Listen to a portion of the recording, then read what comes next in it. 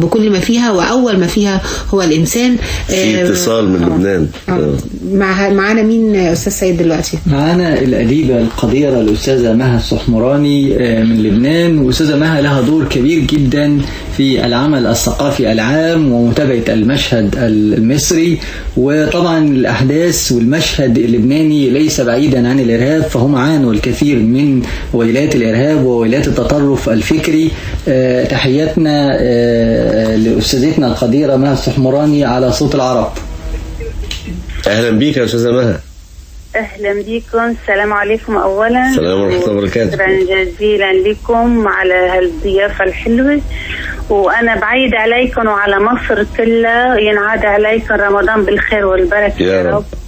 وبشكر الأستاذ سيد على هالكلمات الحلوة اللي قالها بحقي. نحن طبعا يعني هيدا أقل شيء نقوم فيه كمثقفين لبنانيين أو عرب، لأنه نحن هيدا المتطلب منا، وفي ناس يعني نحن مسؤولين عنا نوصل صوتها ونحكي باسمها لحد ما إنه نخلص من هالإرهاب اللي للأسف دمر بلادنا العربية كلها. أستاذة مها، هل سبق ليكي زيارة القاهرة من قبل؟ طبعا كان لي شرف زيارتها مرتين، ويعني كنت كتير سعيدة، وفعلا كان حلم حياتي أنا أني أزور القاهرة تحديدا.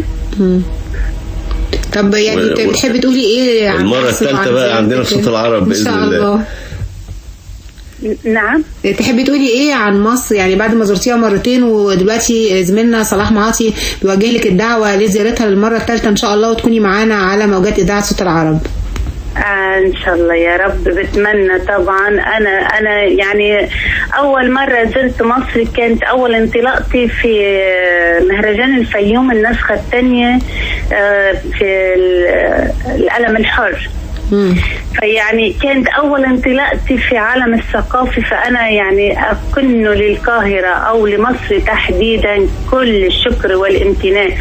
وهي يعني أنا بالنسبة لي تحديدا أغلى شيء عندي، مش عارفة ليه من صغري، وحتى لو تعرفي بالبيت بيعرفوا مها قدام مولعة بأهل مصر أو باللهجة المصرية أو بالشغف اللي عندها أنها تزور مصر. فسبحان الله ربنا حقق لي هالأمنية، وكان فعلا اتعرفت على أرقى ناس أو أحلى ناس بالنسبة لي أنا بكل طبقات مصر اتعرفت عليهم، وكان شرف كبير إلي يعني. وزرت أماكن كتير حلوة بمصر وبعتز فيها ولم أزل بتحدث. شرف كبير جدا لينا إن احنا بنهني حضرتك بشهر رمضان عبر أسير صوت العرب اللي جمع العرب دايما على الكلمة والمحبة والتآلف. وحابب أسأل حضرتك عن آخر إبداعاتك الأدبية الجميلة. والله يا سيدي الله يبارك فيك، أنا لسه لغاية الآن ما عنديش إصدارات، لكن عندي شوية إبداعات بعدها يعني قيد أو تحت الطبع. أنا أكثر عندي نشاطات صحفية.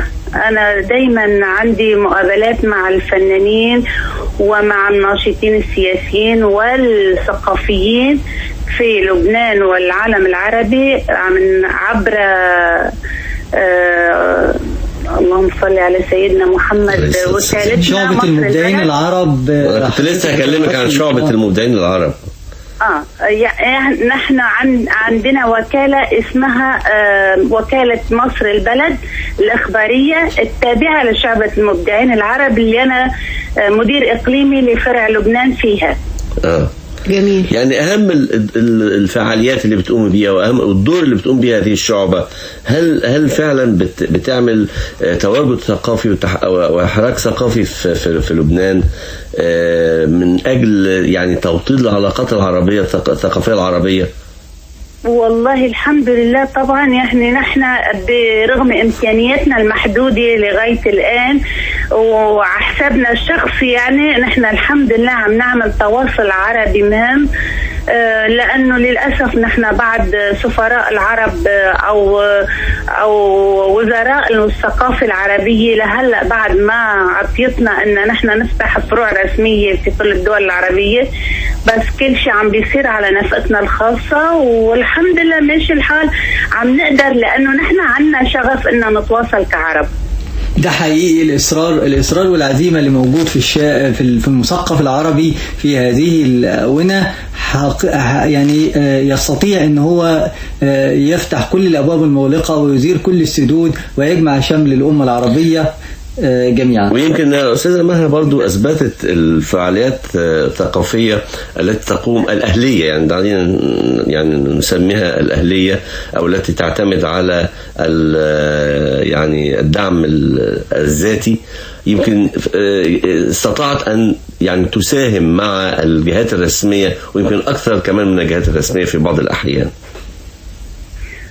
يعني انا بشكركم فعلا، وكمان يعني نحن ما بننكر دور الاستاذ سيد اسم الله عليه، يعني هو ناشط مهم ونحن بنفتخر فيه كثقافي عربي يعني بعمر الشباب، وبتمنى لكل الشباب العربي ياخذوه قدوه لهم، لانه بالفعل نحن بحاجه ان نحن نضم هالشباب العربي وتحت شعار الثقافه والاحترام، لانه للاسف شبابنا عم تنحرف، شيء باسم الدين، شيء باسم الطائفيه والمذهبيه، وبلادنا عم بتروح من ايدنا من غير ما ندرى، لانه اذا نحن ما التفينا تحت شعار الثقافي كلنا كعرب نحن ما بنعرف لوين بده يروح مصيرنا.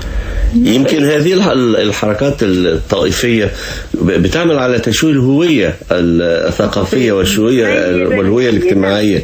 يمكن كيف يمكن مواجهة هذا أستاذة مها؟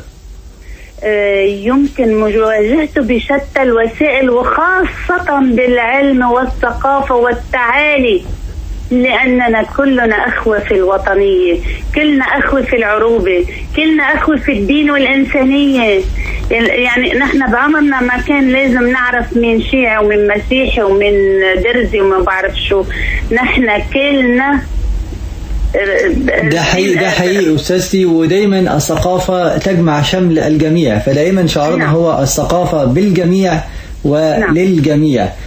سعدنا جدا بحضورك معنا أستاذتنا القديرة مها السحمراني، وأنقل لحضرتك تحيات كل المصريين وصديقتي الأستاذة. بس احنا كنا عايزين قبل ما تقفل معاها هتودينا فين في لبنان؟ يعني أكيد في مناطق صح في مكان سياحي، مكان أثري، مسرح. هتوجه لنا دعوة، يعني أنت زرتي القاهرة وتجولتي بين أكتر من مكان سياحي، لكن احنا عايزينك توجه لنا الدعوة لزيارة مكان من الأماكن المشهورة داخل لبنان.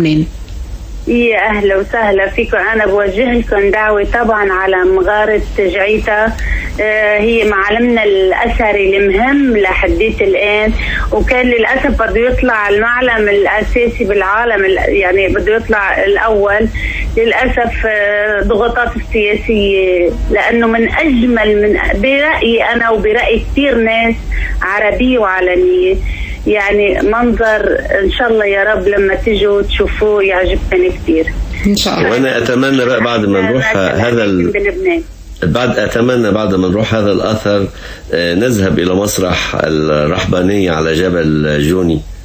نعم أكيد بوجه لكم دعوة، كمان على الأرزات طبعا، يعني عنا الأرزات كمان بيسووا الدنيا هويتهم، وإن شاء الله يا رب تجوا وتنورونا ونزور كل الأماكن بإذن الله. شكرا جزيلا. شكرا جزيلا أستاذة مها السحمراني من الأديبة اللبنانية. شكرا جزيلا للأستاذ سيد اللي أتاح لي هاي الفرصة لأحكي من خلال منبركم الحر الرائع، وشكرا لأني تعرفت عليكم كلكم. شكرا عشانك يا بلدي